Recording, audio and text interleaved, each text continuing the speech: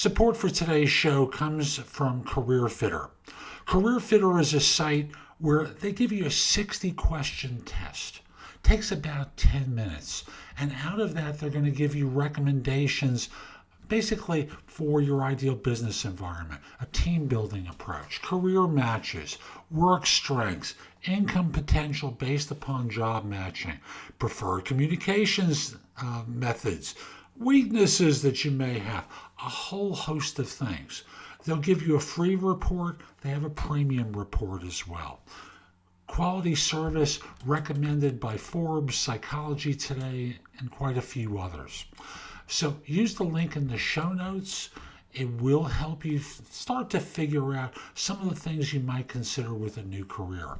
And if you hire me to coach you, I'll give you a little bit of a discount and reimburse you for some of the cost of the premium report, because it'll help us both with coaching. And now, let's get going.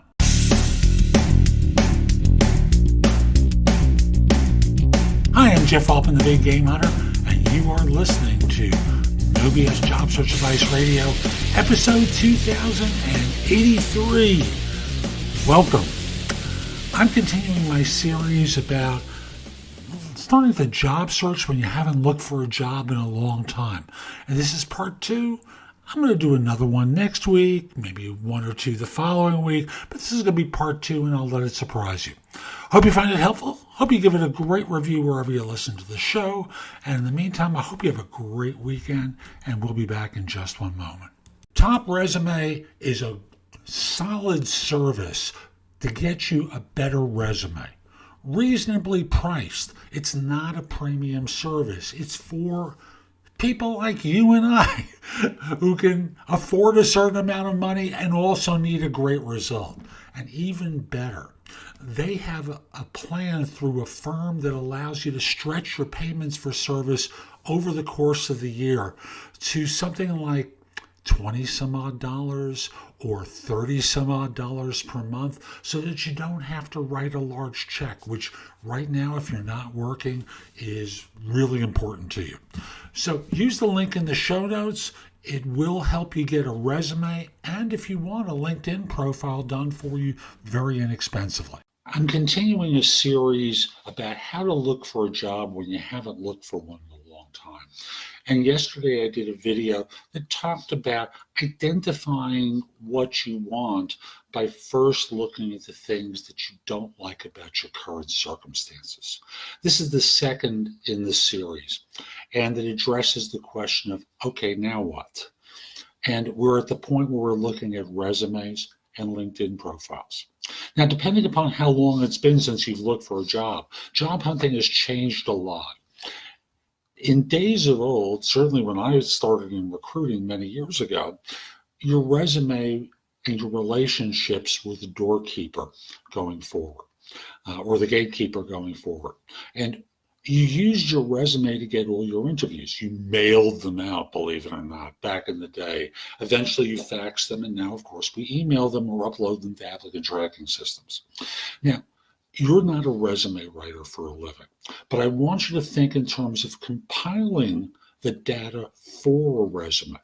Think about role, responsibilities, accomplishments. If you're in a technology field, technology utilized. And as you compile the data, I want you to create a lot of information about what you've done, particularly over the last 5 to 10 years.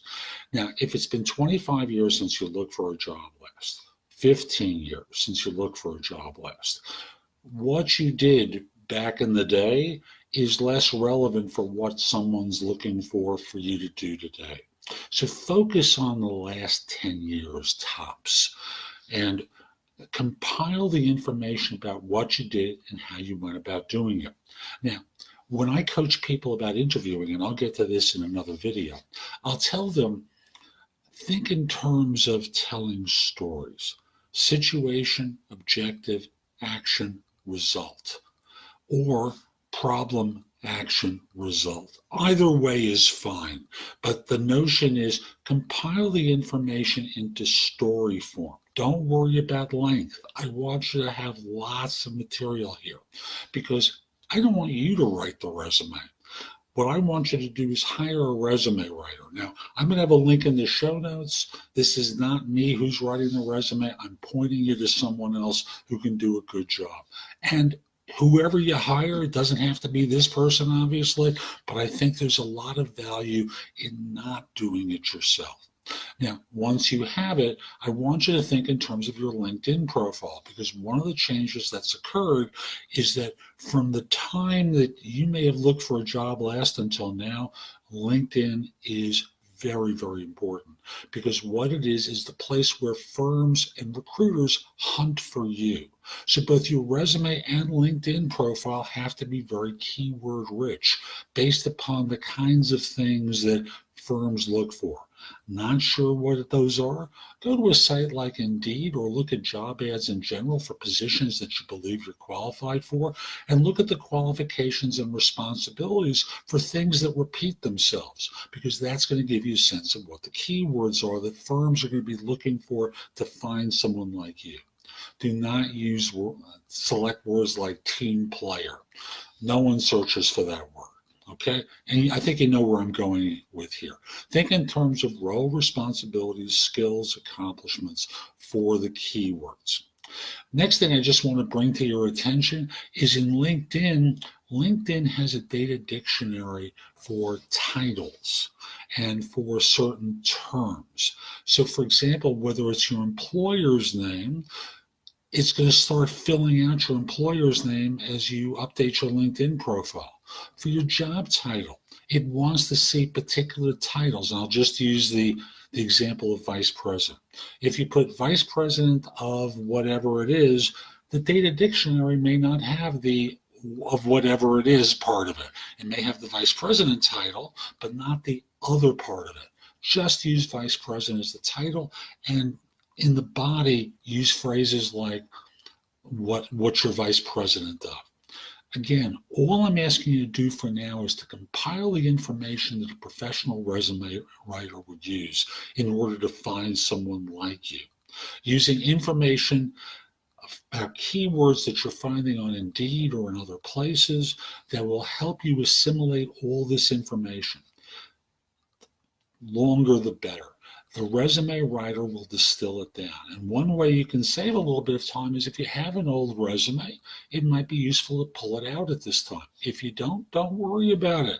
Again, no one's hiring you based upon work that you did when, I don't know, George H.W. Bush was president.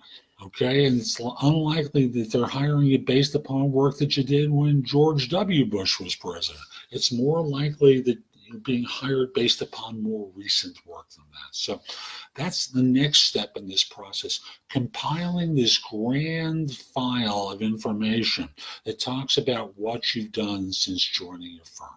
So that's today's show. I hope you found it helpful. And if you did, I've got a lot that's in the show notes that will help you. Go there, take a look at some of the things I highlight. I know it can help you with your search. But I want you to do one thing for me, and that is put in your phone thebiggamehunter.us, Jeff Altman, my name. And when you need help, when you need advice, when you have a question, come over to the website, go exploring in the blog, contact me for coaching or because you have a question. I'd love to help you. In the meantime, I hope you have a terrific day, and most importantly, be great!